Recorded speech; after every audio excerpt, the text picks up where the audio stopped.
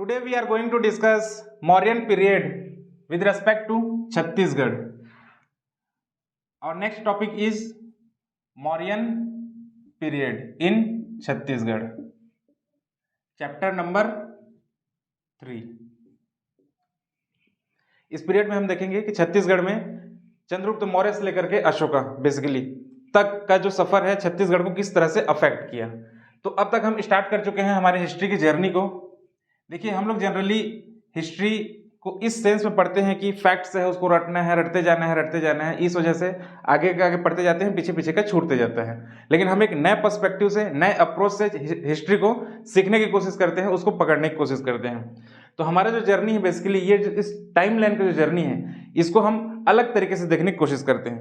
वो ऐसा है कि हिस्ट्री का जो डेवलपमेंट स्टोन एज से हम लोग स्टार्ट किए हैं, पाषाण काल से जब हम स्टार्ट किए हैं, वहां से लेकर के हमारा बायोलॉजिकल इवोल्यूशन के साथ साथ हमारे मेंटल स्टेटस का डेवलपमेंट, रैशनल अप्रोच का जो डेवलपमेंट है, बायोलॉजिकल इवोल्यूशन से लेकर के रैशनल बीइंग होते तक जो हमारे दिमाग की सोचने समझने की क्षमता है, उसके विकास की इस जर्नी को हमें समझना है। तो इस अप्रोच में हम लोग देखते जा रहे हैं कि वैदिक पीरियड और 6th सेंचुरी बीसी का रिलीजियस मूवमेंट यहां तक हम लोग कवर कर चुके हैं। वैदिक पीरियड में 2 पार्ट थे, ऋग वैदिक पीरियड और लेटर वैदिक पीरियड। बेसिकली यहां से हम इकोनॉमिक कंडीशन की वजह से पॉलिटिकल स्ट्रक्चर की वजह से सोशल लाइफ और लास्ट में कल्चर का किस तरीके से इवोल्यूशन होते गया, इस फेज से लेकर के इस फेज तक हम इस जर्नी को कवर करते जा रहे हैं। मॉडर्न पीरियड, जिसे Greek writer Arrian modern period के बारे में वो ये कहता है कि इस समय नंबर ऑफ सिटीज इतने ज्यादा हो चुके थे कि उन्हें गिनती में काउंट कर पाना पॉसिबल नहीं था। इस फेज को सेकेंड अर्बनाइजेशन के नाम से भी जाना जाता है। सेकेंड अर्बनाइजेशन, द्वितीय नगरीकरण,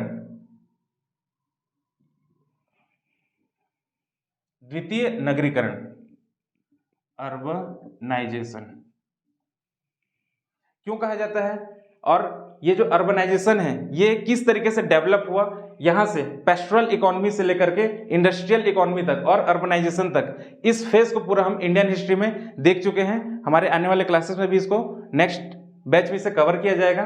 अभी हमें यहां पर यह समझना है कि अर्बनाइजेशन किस तरीके से डेवलप हुआ, कहां से, पेस्टोरल इकोनॉमी से। हम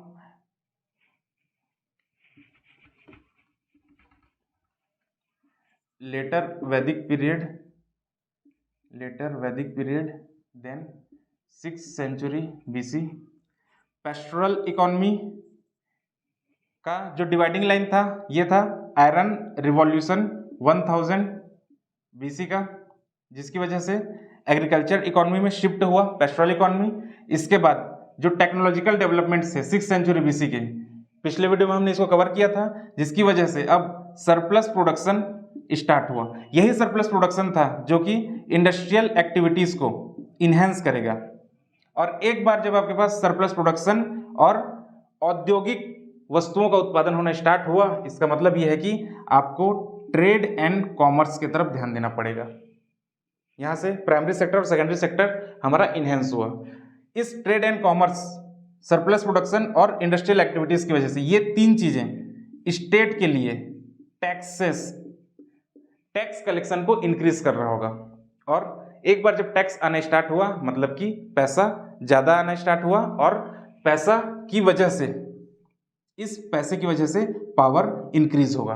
पैसा is directly proportional to power, पहला फॉर्मूला हमारी हिस्ट्री का, पैसा is directly proportional to power.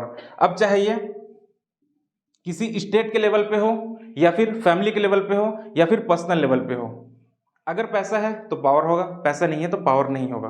पैसा इस टैक्स कलेक्शन से, और ये टैक्स क्यों कलेक्शन ज्यादा हो रहा है, surplus production, trade and commerce, industrial activities, industrial productions. और यही वो फेज है जब हमारा इंडियन सबकॉन्टिनेंट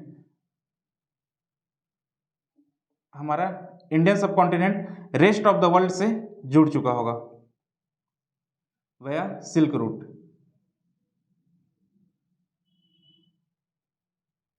सपोज ये हमारा इंडिया का मैप है, ये नॉर्दर्न पाथ और ये सदर्न पाथ जुड़ चुका होगा सिल्क रूट से। और एंशियंट इंडिया का रिलेशन एंशियंट यूरोप से, प्राचीन यूरोप से प्राचीन भारत का, एंशियंट इंडिया का संपर्क जुड़ जाएगा, जिसकी वजह से हमारा ट्रेड एंड कॉमर्स इस फेज में 6th सेंचुरी बीसी के बाद से लेकर के मॉडर्न पीरियड तक बहुत अच्छी तरीके से प्रमोशन गेन करेगा। और यही वो ट्रेड एंड कॉमर्स है जिसकी वजह से हम सेकंड अर्बनाइजेशन जिसे कह रहे हैं, पहला urbanisation Indus valley civilisation, second urbanisation को ये प्रमोट कर रहा होगा। Region agriculture, agriculture activities, surplus production, industrial activities और ट्रेड एंड कॉमर्स। तो जब हम कह रहे हैं कि स्टेट का फॉर्मेशन हुआ मगध एम्पायर में 6th सेंचुरी बीसी, किस तरीके से हर एक डायनेस्टी का जो बिंबिसार था वो स्टोरी को स्टार्ट करता है और मगध एम्पायर का क्रिएशन होता है, और उस मगध एम्पायर के क्रिएशन को अपने जेनिथ तक, अपने पीक तक पहुंचाता है अशोका। अशोका मगध एम्पायर, स्टेट का क्रिएशन स्टार्ट हुआ है बिंबिसारा से, बिंबिसारा से लेकर के अशोका तक का यह जो टेन्योर है। इस समय जब हम स्टेट का फॉर्मेशन देख रहे हैं तो हमारे पास स्ट्रॉन्ग इकोनॉमिक सपोर्ट है, strong taxation system, strong political structure, administrative structure और फिर लास्ट में आर्मी। ये सारे एलिमेंट्स हैं, ये सारे फैक्टर्स हैं जो कि एक स्टेट के फॉर्मेशन को, 16 महाजनपद में से सिर्फ एक मगध ही था जो कि सारे महाजनपद को अपने अंडर में रूल कर पा रहा होगा। धीरे से वो एक्टिविटीज स्टार्ट होंगे और एक बड़ा सा एम्पायर क्रिएशन होगा। उस तरीके से हम देखेंगे कि पूरा मगध, बाद में मौर्य के टाइम तक आते हुए ये पूरा इंडियन सब कॉन्टिनेंट, काबुल कंधार से लेकर के कर्नाटक तक और यहाँ बंगाल से लेकर के गुजरात तक, पूरा इंडिया का मॉडर्न पीरियड का मॉडर्न टेरिटरी के अंडर में आ चुका होगा। ये आर्मी के स्ट्रक्चर के बारे में कहा जा रहा था। नंदा डायनेस्टी के आर्मी के बारे में प्लूटार्क कहता है, महापद्मनंद, उसके बाद फिर चंद्रगुप्त मौर्य। प्लूटार्क कहता है कि इसके पास महापद्मनंद 2 लाख इन्फेंट्रीज थी इसके पास, 2 लाख की इन्फेंट्रीज। और चंद्रगुप्त मौर्य वही जिसे चाणक्य ने ट्रेन किया और फिर इस नंदा डायनेस्टी को डिथ्रोन करके इसका कोरोनेशन कराया, वो है। प्लूटार्क कहता है कि इसके पास 6 लाख इन्फेंट्रीज थी, 30,000 cavalry, more than 7,000 chariots and 6,000 elephant. ये है चंद्रगुप्त मौर्य के आर्मी का स्ट्रेंथ। इतने बड़े आर्मी स्ट्रक्चर को अगर सस्टेन कर पाना है तो बिना टैक्सेशन सिस्टम के, बिना पैसे के ये पॉसिबल नहीं था। और अगर इतनी बड़ी आर्मी को यहाँ पर इनरोल किया जा रहा है तो हम कह सकते हैं कि यहाँ पर जो इसका एडमिनिस्ट्रेटिव स्ट्रक्चर होगा, जिसे सपोर्ट किया होगा किसी न किसी सरप्लस प्रोडक्शन या फिर इकोनॉमिक एक्टिविटी ने। अब देखते हैं कि ऐसा कहा जाता है छत्तीसगढ़ का दंडकारण्य वाला रीजन, सपोज ये हमारा छत्तीसगढ़ है,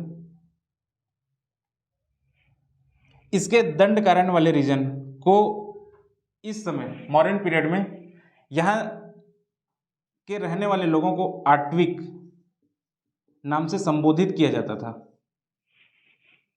और ऐसा साक्ष्य मिला है कि चंद्रगुप्त मौर्य के आर्मी में आट्विक्स को इनरोल किया गया था। ये छत्तीसगढ़ के दंडकारण्य रीजन में रहने वाले लोग जिन्हें आट्विक्स कहा जाता था, उनका इनरोलमेंट चंद्रगुप्त मौर्य की आर्मी में हमें एविडेंसेस मिलते हैं। इसके अलावा अब हम देखेंगे कि छत्तीसगढ़ में और क्या क्या एविडेंसेस अवेलेबल हैं जो कि इस बात को प्रूफ करते हैं कि छत्तीसगढ़ में मौर्यन पीरियड का इन्फ्लुएंस था। छत्तीसगढ़ में मौर्यन डायनेस्टी का असर था। तो उन एविडेंसेस को देख लेते हैं। आज के हमारे डिस्कशन का अगला टॉपिक है मॉडर्न पीरियड इन छत्तीसगढ़ का evidences related to modern period, evidences related to modern period in Chhattisgarh. हम इन एविडेंसेस को दो तरीके से बांट सकते हैं, एक है आर्कियोलॉजिकल एविडेंस और दूसरा लिटरेरी एविडेंस। लिटरेरी एविडेंस में सबसे पहला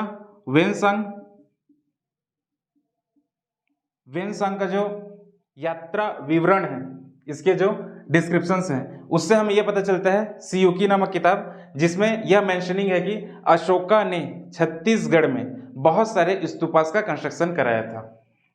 अशोका कंस्ट्रक्टेड मेनी स्तूपास इन छत्तीसगढ़, ये मेंशन कर रहे हैं वेनसांग अपने ट्रेवल लॉग में।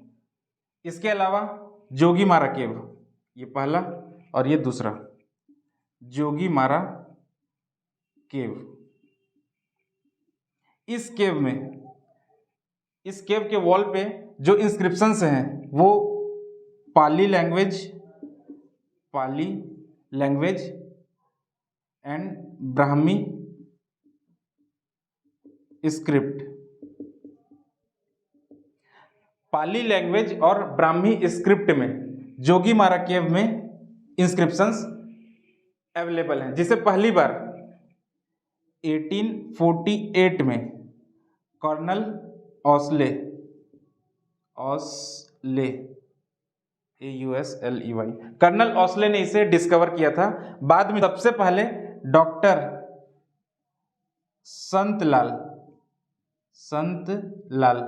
संतलाल ने पहली बार इसका स्टडी किया। Discovered by colonel Ouseley in 1848 and studied by doctor Santlal. ये पाली लैंग्वेज में है और ये ब्राह्मी स्क्रिप्ट। इस स्क्रिप्ट में या इस स्टोरी में इस चीज को मेंशन किया गया है कि देवदत्त एंड सुतनुका इन दोनों के लव स्टोरी के बारे में मेंशनिंग है इस स्क्रिप्ट में, जोगीमारा केव में। ये हो गया हमारे लिटरेरी सोर्सेस। अब इस पोर्शन को हम लिटरेरी सोर्सेस के साथ साथ हम इसे आर्कियोलॉजिकल सोर्सेस दोनों में रख सकते हैं। अब हम देखते हैं आर्कियोलॉजिकल सोर्सेस में सबसे पहला कॉइन्स को देख लेते हैं। इस समय मॉडर्न पीरियड में जब हम बात कर रहे हैं सेकंड अर्बनाइजेशन का फेज था, इसका मतलब यह है कि बार्टर सिस्टम ऑफ एक्सचेंज से हम किसी इकोनॉमी को अर्बनाइजेशन तक ग्रो नहीं कर सकते। उसके लिए हमें मनी की आवश्यकता होगी, किसी मीडियम ऑफ एक्सचेंज की आवश्यकता होगी, जो कि था पंच मार्क्ड कॉइन्स।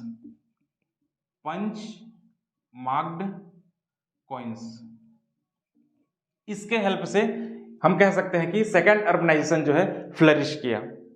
तो इसके एविडेंसेस हमें छत्तीसगढ़ में कहां से मिले हैं उसके बारे में देखते हैं।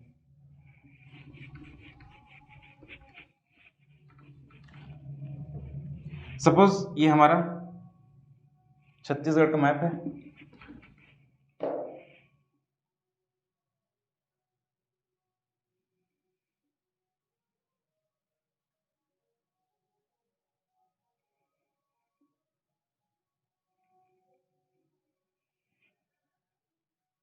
यहां पर शक्ति में ठठारी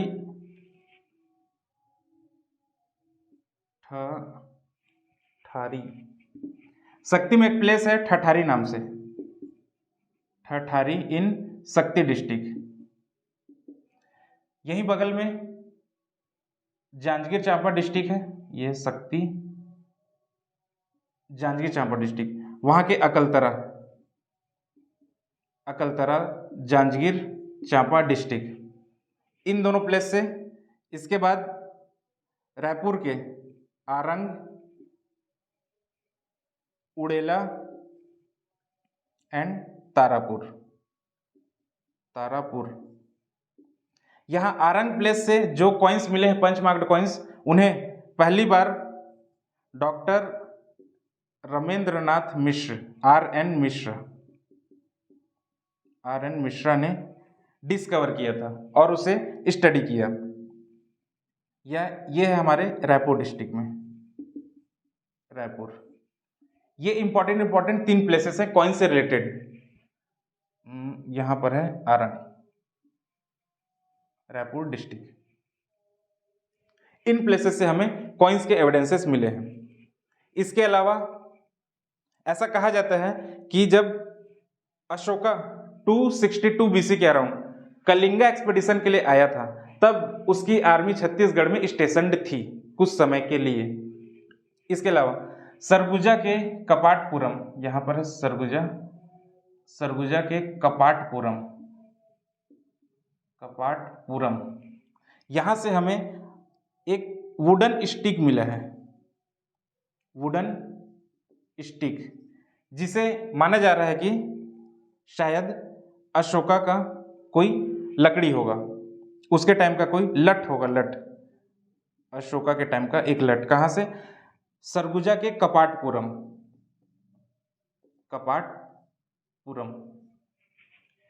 पहले हमने देखा लिटरेरी सोर्सेस, उसके बाद हम देख रहे हैं आर्कियोलॉजिकल सोर्सेस, जिसमें सबसे पहला कॉइन, दूसरा वुडन स्टिक। इसके बाद हमें आर्कियोलॉजिकल सोर्स में कुछ आइडल्स, स्टैचू मिले हैं, हुए स्टैचू। ये स्टैचू मिले हुए हैं कोटाडोर। ये एक प्लेस है मनेन्द्रगढ़, यहाँ पर मनेन्द्रगढ़, चिरमिरी, भरतपुर, प्रेजेंट है न्यू डिस्ट्रिक्ट है। वहाँ से हमें कोटाडोर प्लेस से हमें मॉडर्न पीरियड के स्टैचू मिले हैं एज एविडेंस। इसके अलावा एक और पॉइंट है, जो बार एक प्लेस है जहाँ से मॉडर्न कॉइन्स मिले थे, कॉइन्स में बार, जिसे हम पहले तक, अब तक रायगढ़ डिस्ट्रिक्ट में लिया करते थे, लेकिन अब सारंगढ़ डिस्ट्रिक्ट बनने की वजह से अभी आएगा सारंगढ़ डिस्ट्रिक्ट में, सारंगढ़ बिलाईगढ़ डिस्ट्रिक्ट में बार प्लेस, जहां से हमें कॉइन्स मिले हैं। तो ये था हमारा मॉडर्न पीरियड। अब हम लोग अगले वीडियो में ये देखेंगे कि मॉडर्न पीरियड किस तरीके से डिक्लाइन हुआ। डिक्लाइन होने के बाद इंडियन सब कॉन्टिनेंट में मॉडर्न पीरियड के जितने भी अलग अलग रीजन्स में, अलग अलग प्रोविंसेस में जो कमांडर्स थे या फिर गवर्नर्स थे, वो लोग धीरे धीरे इस टेरिटरी को डिसइंटीग्रेट करेंगे और independent as a rule start करेंगे अलग अलग टेरिटरी में, जिसमें से सुंगा डायनेस्टी, कण्व डायनेस्टी और साउथ का जो डेक्कन का जो इंपॉर्टेंट डायनेस्टी है वह है सातवाहना डायनेस्टी। तो हमारा अगला टॉपिक है सातवाहना